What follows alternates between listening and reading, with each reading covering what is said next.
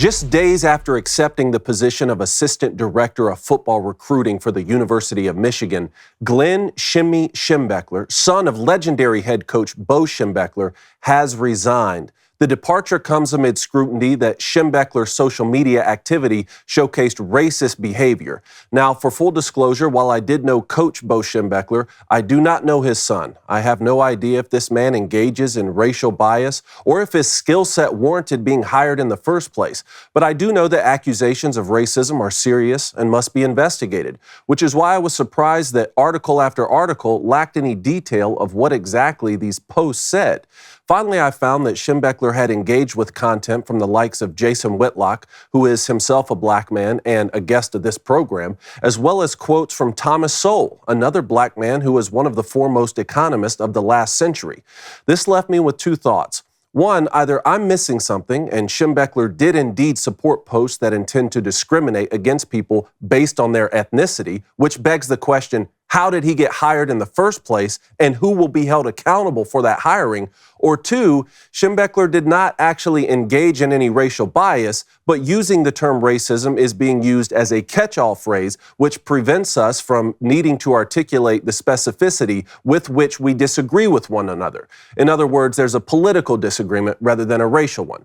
Now, Athletic Director Ward Manuel issued the following joint statement with Coach Jim Harbaugh.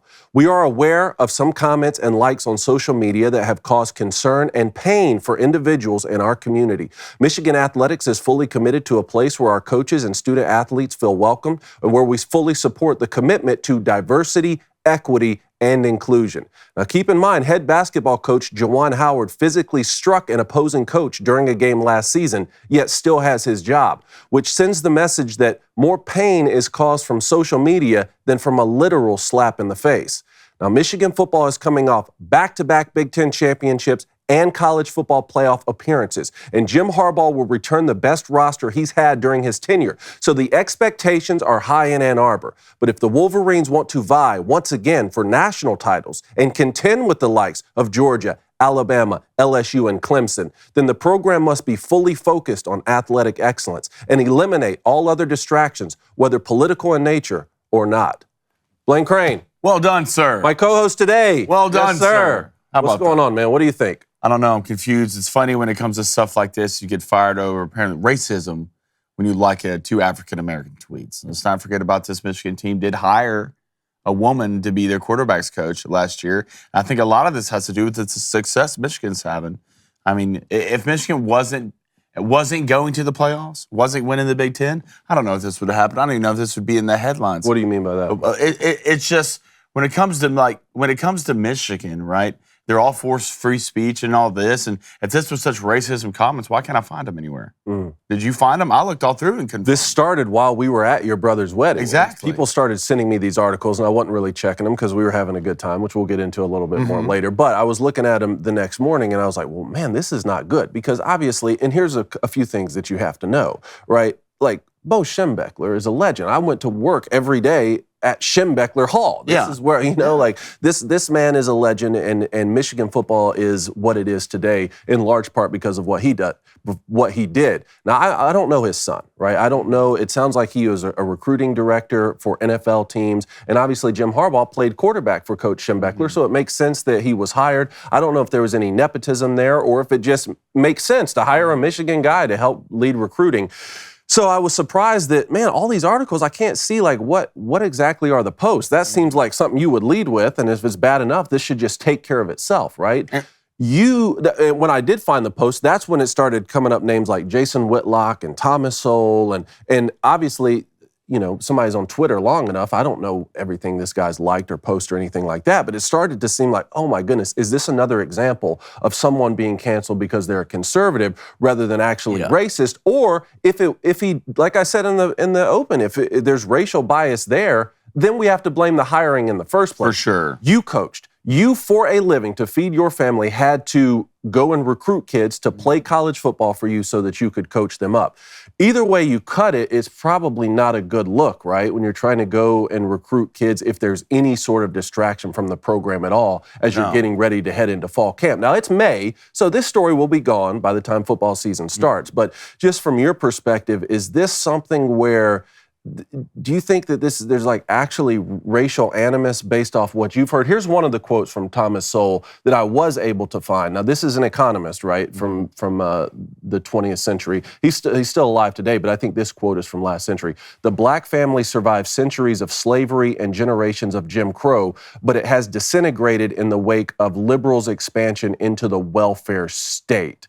So again, this is like an economist stating that, you know, the welfare state has set back the black community. And this was liked, I guess, by Shemy Schembechler. Yeah, I know. I think it was a mistake on his part to even like something like this that could be up for controversy. I mean, why do that in the first place, especially when you're a recruiting coordinator? But when it comes to hiring somebody, well, he wasn't in that position probably when he did this, right? Like, yeah. He was probably just a civilian of some sort. But when it comes to hiring somebody, like, you really need to understand the vetting process when it comes to hiring somebody.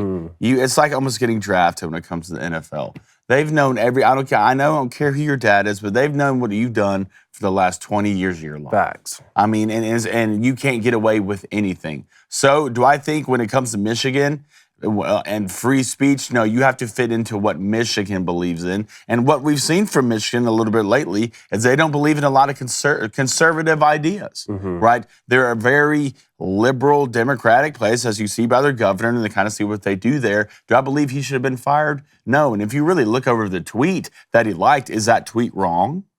And again, there could be more. Like all of this stuff is going to continue to come to light. And like we said, of course, Michigan should move on from somebody if there is any discriminatory bone in his body. I'm just saying, like you said, I know the people of Ann Arbor, many of them well enough to know, yes, they don't really want anyone who has conservative views there. So my last question on this to you is, when you're trying to vie for national titles against the likes of Alabama and Georgia and Clemson and LSU year in and year out, like, is Michigan fully focused enough on athletic excellence? And we just saw, Caleb Love can't come play basketball there now because the NIL is not there. Is Michigan going into a place now where it's sort of like, you know what, we're more interested in like activism, being like an activist university, more like a Cal Berkeley or an Ivy League type thing, and we're just not as concerned with trying to dominate athletics? I want to sit here and say yes, but it's not like they're not having success,